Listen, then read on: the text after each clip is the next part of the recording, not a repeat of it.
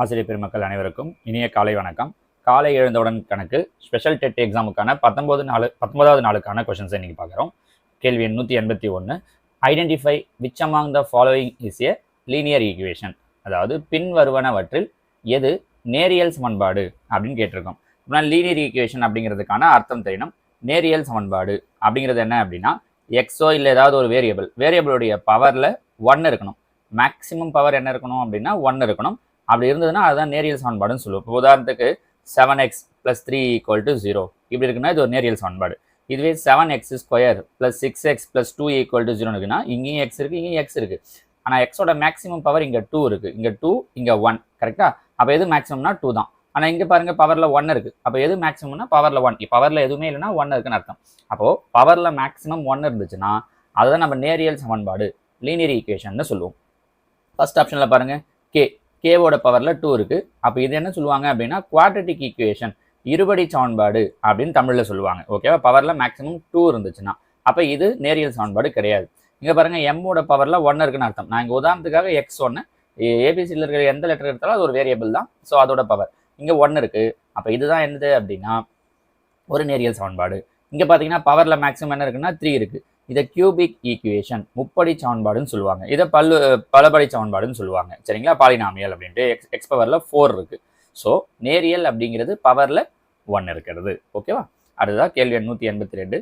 ஒரு முக்கோணத்திற்கு எத்தனை நடுக்கோடுகள் வரைய இயலும்? How many medians does a triangle have? ஒரு முக்கோணம் எடுத்துக்கிட்டோம் அப்படின்னா ஒரு முக்கோணத்துக்கு மேக்ஸிமம் நம்மளால 3 நடுக்கோடுகள் வரைய முடியும். அவங்க அதுதான் கொஸ்டின் கேட்டிருக்காங்க. நடுக்கோடுகள் இங்கேருந்து ஆரம்பிச்சு எதிரில் இருக்கிற பக்கத்தை எனக்கு அந்த நடுவில் செயலாக்கூடியது மீடியன் அப்படின்னு இங்கிலீஷில் சொல்லுவாங்க. நம்ம இதுதான் நேற்று சொல்லும் போதே சொன்னோம் இல்லையா? மொத்தம் 4 வகையான கோடுகள் இருக்குது, அந்த மையங்கள் இருக்குது. அதை வச்சு அதில் சொல்லும்போது இதை நம்ம சொல்லியிருப்போம். ஸோ நான் ஒரு முக்கோணத்துக்கு 3 நடுக்கோடுகள் வரைய இயலும். கேள்வி 183. பின்வருவனவற்றுள் எது ஒரு முழுவை குறிக்காது? Which of the following does not represent an integer? ஒரு முழுவை குறிக்காதுன்னு கேட்டிருக்காங்க. டஸ் நாட், முழுவை குறிக்காது. பாருங்க 0/-13. 0வை எந்த நம்பரால் வகுத்தாலும் ஆன்சர் என்ன தான் வரும்னா 0 தான் வரும். 36 9ஆல் வகுத்தோம் அப்படின்னா 4, மைனஸ் இருக்கிறதால -4. 16 4ஆல் வகுத்தோம்னா 4, மைனஸ் இருக்கிறதால -4. 17 3ஆல் வகுக்க முடியாது. அப்போ 17/3. பாருங்களேன், அவங்க கேட்டிருக்கிறது ஒரு முழு இன்டீஜர்னு கேட்டிருக்காங்க. இன்டீஜர் அப்படின்னா ப்ளஸில் வரும், மைனஸில் வரும், 0 வரும். இதெல்லாம் தான் இன்டீஜர். ஆனால் ஃப்ராக்ஷனில் வராது. அப்போ இந்த ஆன்சர் தான் நமக்கு எதில் வந்திருக்குன்னா ஃப்ராக்ஷனில் வந்திருக்கு. ஸோ இதுதான் என்ன கிடையாது அப்படின்னா முழு கிடையாது. ஓகேங்களா? அடுத்ததான் 184. The region occupied by the closed shape is called dash என்பது மூடிய வடிவத்தின் அடைபட்ட சமதள பகுதியாகும். எது அப்படின்னு பார்த்தோம்னா பரப்பளவு. இப்போ ஒரு முக்கோணம், சதுரம், செவ்வகம் எதை எடுத்துக்கினாலும் சரி, ஒரு மூடிய வடிவமாக இருக்கணும். அதுக்குள்ளாடி அடைபடக்கூடிய இந்த பகுதியை தான் நம்ம என்னன்னு சொல்லி சொல்கிறோம் அப்படின்னா சமதள பகுதியை தான் அதனுடைய பரப்பளவு அப்படின்னு சொல்லி சொல்கிறோம். சரிங்களா? நமக்கு இந்த 1 மார்க்கில் இந்த மாதிரியான கொஸ்டின்லாம் நிறைய கேட்கறதுக்கு வாய்ப்பு இருக்குன்றதால தான் ஸ்டேட்மெண்ட் கொஸ்டினையும் உங்களுக்கு நடுவில் சொல்லி நடத்திட்டு இருக்கேன். ஓகேவா? கேள்வி 185. அடுத்துள்ள பக்கங்கள் முறையே 4.2 சென்டிமீட்டர் மற்றும் 3.8 சென்டிமீட்டர் கொண்ட இணைகரத்தின் சுற்றளவு. நல்லா கவனிச்சுக்கோங்க, சுற்றளவு கேட்டிருக்காங்க. நம்ம இணையத்துடைய பரப்பளவு தான் நிறைய கொஸ்டின் பார்த்துருப்போமா? இணையத்துடைய பரப்பளவுனா பிரச்சனையே கிடையாது, B/H போட்டு முடிச்சிடலாம். ரெண்டுத்தையும் மல்டிப்ளை பண்ணிட்டு. இங்கே கேட்டிருக்கிறது சுற்றளவு. அப்படின்னா என்ன அர்த்தம்னா ஒரு இணைகரத்தை சுற்றி வரக்கூடிய அளவு. 2 பக்கங்கள் கொடுத்துருக்காங்க. 4.2, 3.8. செவ்வகம் மாதிரியே தான், எதிரெதிர் பக்கங்கள் சமமாக இருக்கும். அப்போ இங்கேயும் 4.2, இங்கேயும் இதுக்கு ஆப்போசிட்டில் இருக்கிற 3.8 தான். இதை கூட்டினோன்னா முடிஞ்சிச்சு. அப்போ 4 4 8, இது ஒரு 8. ஸோ 8 8 16 சென்டிமீட்டர் தான் அந்த இணைகரத்தினுடைய சுற்றளவாக இருக்கும். புரிஞ்சிக்க முடியுதா? ஸோ இந்த இடத்துல இது பரப்பளவு கேட்டிருந்தாங்கன்னா B/H ஃபார்முலாவை யூஸ் பண்ணியிருக்கணும். ஓகேவா? சரி, இங்கே நான் உங்களுக்கு ஒரு கொஸ்டின் கேட்குறேன். இதே மாதிரி ஒரு இணைகரத்தினுடைய அடுத்தடுத்த பக்கங்கள் முறையே 3.9 சென்டிமீட்டர் மற்றும் 7.1 சென்டிமீட்டர் எனில் அதனுடைய சுற்றளவு பெரிமீட்டர் ஆஃப் த பேரலோகிராம் என்ன அப்படிங்கிறத நீங்கள் கண்டுபிடிக்க பார்க்கலாம். இது உங்களுக்கான முதல் கேள்வி. சரியா? கேள்வி 186. A symbol having fixed numerical value is called. மாறாத எண் மதிப்பை கொண்ட குறியீடு. மாறாத எண் மதிப்பு அப்படின்னா மாறிலி. நல்லா ஞாபகம் வச்சுக்கோங்க, இந்த வார்த்தைகளை நம்ம கன்ஃபியூஸ் ஆகிடுவோம். மாறாத எண் மதிப்பு, ஃபிக்ஸ்டு நியூமெரிக்கல் வேல்யூ தான் என்னன்னு சொல்லுவோம் அப்படின்னா கான்ஸ்டன்ட் சொல்லுவோம். உதாரணத்துக்கு 7 அப்படின்னா எந்த இடத்துல எடுத்தாலும் 7ன்றது 7 தான், மாறாது. இப்போ நம்ம எக்ஸ்ன்னு எடுத்துக்கிறோம் அப்படின்னா இது என்ன சொல்லுவோம்னா மாறின்னு சொல்லுவோம். ஏன்னா இடத்துக்கு ஏற்ற மாதிரி மாறும். x + 5 = 0னா எக்ஸுக்கு -5 வரும். எக்ஸ் ப்ளஸ் 5 ஈக்குவல் டு 5னா எக்ஸுக்கு 0ன்னு கிடைக்கும். ஸோ எக்ஸுக்கு அந்தந்த இடத்துக்கு ஏற்ற மாதிரி வேல்யூ மாறி மாறி வரும் இல்லையா?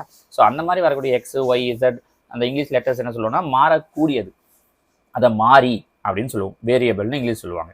மாறாத எண் மதிப்பு ஃபிக்ஸ்டு நியூமரிக்கல் வேல்யூ இருக்கக்கூடியது என்ன சொல்லுவோம்னா மாறிலி, கான்ஸ்டன்ட் அப்படின்னு சொல்லுவோம். சரிங்களா? அதுதான் 187. எந்த ஒரு எண்ணின் நிலையையும் அதன் எதிரெண்ணையும் தீர்மானிக்கும் எண் எது? எது அப்படின்னா 0 தான். எந்த ஒரு நம்பரையும் அதோட எதிர்நிலையும் தீர்மானிக்கக்கூடிய எண் 0. ஏன் அப்படின்னா இப்போ இங்கே 0 இருக்குது அப்படின்னா இதுக்கு பாசிட்டிவ் சைடில் ஒரு யூனிட் போனால் 1, நெகட்டிவ் சைடில் ஒரு யூனிட் போனால் -1, பாசிட்டிவ் சைடில் 5 யூனிட் போனால் +5, நெகட்டிவ் சைடில் 5 யூனிட் போனால் -5. நீங்கள் மற்ற எதுக்குமே இந்த மாதிரி வராது. பாசிட்டிவ் நெகட்டிவ்ல ஒரே மாதிரி போனீங்கன்னா ஒரே மாதிரியான நம்பரா. ஸோ ஒரு எண்ணையும் அதோட எதிரெண்ணையும், எதிரெண் அப்படிங்கிறது 5ஓட நெகட்டிவ் -5, 1ஓட நெகட்டிவ் -1 அப்படிங்கிற மாதிரி. ஸோ அது தீர்மானிக்கக்கூடிய எண் எது அப்படின்னு பார்த்தோம்னா 0. ஓகேவா?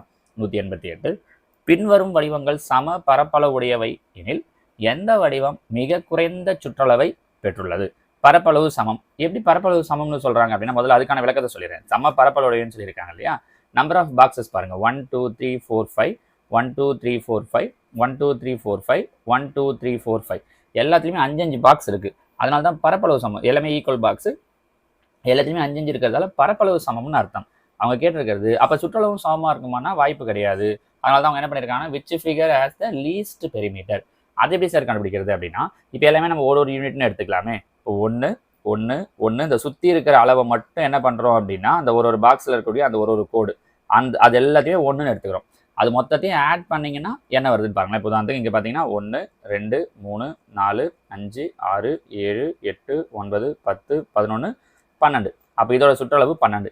ஏன் 1ன்னு எடுக்கிறோம்னா நாம் எடுக்கிறதா எல்லாமே சமமாக இருக்குதுன்றதால 1ன்னு நீங்கள் 2 3 எதை வேணாலும் எடுக்கலாம். ஆனால் எல்லாத்துக்கும் ஒரே அளவாக எடுக்கணும்.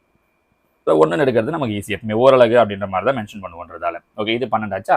இங்கே வரும் 1 2 3 4 5 6 7 8 9. அப்போ இங்கே எவ்வளோ இருக்குன்னா 9. சார் உள்ளே இருக்கிற இந்த கோடுக்கெல்லாம் நீங்கள் பார்க்கலையானா அதெல்லாம் பார்க்க வேண்டியது கிடையாது. சுற்றளவுங்கிறது சுற்றி வரக்கூடிய இந்த அளவு மட்டும்தான். ஓகேவா? இங்கே வரும் 1 2 3 4 5 6 7 8 9 10 11 12. இதுக்கு 12 வருது. இங்கே 1 2 3 4 5 6 7 8 9 10 11 12. இதுக்கும் 12 வருது. அப்போ பாருங்க எது குறைவான சுற்றளவு உடையதுன்னா ஆப்ஷன் பி தான் குறைவான சுற்றளவு உடையது. விஷயம் என்னவோ சிம்பிள் தான். அங்கன்னா கரெக்டாக நம்ம இந்த ஐடியாவை யோசிச்சு பண்ணுறோமா அப்படிங்கிறதுக்காக இது மாதிரியான கொஸ்டின்ஸை நமக்கு கேட்பாங்க. ஓகேவா? கேள்வி 189. The angle between the diagonals of a rhombus is Sai சதுரத்தின் மூலை விட்டங்களுக்கு இடையே உள்ள கோணம். சாய் சதுரத்துடைய மூலை விட்டங்களுக்கு இடையே உள்ள கோணம்னா ரெண்டும் ஒன்றே ஒன்று செங்குத்தாக இரு சமக்கூறிடும். செங்குத்தாக அப்படின்னா 90 டிகிரி. அப்போ ஆன்சர் ஆப்ஷன் சி 90 டிகிரி. ஓகேவா? கேள்வி 190. ஒத்த உறுப்புகளின் இணையை தேர்ந்தெடுக்க. Choose the pair of like terms. Like டேர்ம்ஸ்னா ரெண்டுமே ஒரே வேரியபிளில் இருக்கணும். பாருங்க இங்கே பின்னு இருக்கு, இங்கே எக்ஸ்ன்னு இருக்கு. அப்போ இது ஒத்த உறுப்புகள் கிடையாது சார். ஆனால் இங்கே 7 இருக்கு, இங்கே 7 இருக்குன்னா நம்பர்ஸ் வச்சு பார்க்க மாட்டோம், லெட்டர்ஸ் வச்சு தான். சரியா? அப்போ இது கிடையாது. இங்கே ஆர், இங்கே எக்ஸ், அப்போ இதுவும் கிடையாது. இங்கே எக்ஸ், இங்கே வேரியபிள் எதுவுமே கிடையாது, அப்போ இதுவும் இல்லை. இங்கேயும் எக்ஸ், இங்கேயும் எக்ஸ், அப்போ இதுதான் ஒத்த உறுப்புகள். இங்கே மைனஸில் இருக்குது, இங்கே ப்ளஸில் இருக்கு அப்படின்னா அது பிரச்சனை கிடையாது. திரும்ப திரும்ப சொல்கிறேன், நம்பர்ஸ் விஷயம் கிடையாது. லைக் டேர்ம்ஸ் அன்லைக் டேர்ம்ஸ்னும் போது எதை வச்சு பார்ப்போம் அப்படின்னா இந்த வேரியபிள்ஸ் ஒரே மாதிரி இருக்கான்றதை வச்சு தான் சொல்லுவோம். சரிங்களா? இப்படி இல்லாததை என்ன சொல்லுவோம்னா அன்லைக் டேர்ம்ஸ் அப்படின்னு சொல்லுவோம். ஓகேங்களா? ஸோ இதோட நமக்கு 190 கேள்விகள். சொல்லப்போனால் 4ோட 200 கேள்விகள் முடியுது. இந்த கேள்விகள்லாம் திரும்ப திரும்ப ப்ராக்டிஸ் பண்ணி பாருங்கள். அதே மாதிரி மற்ற சப்ஜெக்ட்டுக்கு போடக்கூடிய வீடியோஸையுமே நீங்கள் ஒரு சிலதெல்லாம் சயின்ஸு சோசியல்லாம் போடும்போது நீங்கள் அப்படியே காதால் கேட்குறது மாதிரி தான் போட்டிருப்பேன். ஸோ அதெல்லாமும் திரும்ப திரும்ப கேட்டுட்டு இருந்தீங்கனாலே போதும். டெட்டில் நம்மளால் கண்டிப்பாக என்ன பண்ண முடியும் அப்படின்னா ஈஸியாக பாஸ் பண்ண முடியும். ஓகேவா? நாளைக்கு இன்னொரு 10 கேள்வியோட பார்க்குறேன். தேங்க்யூ.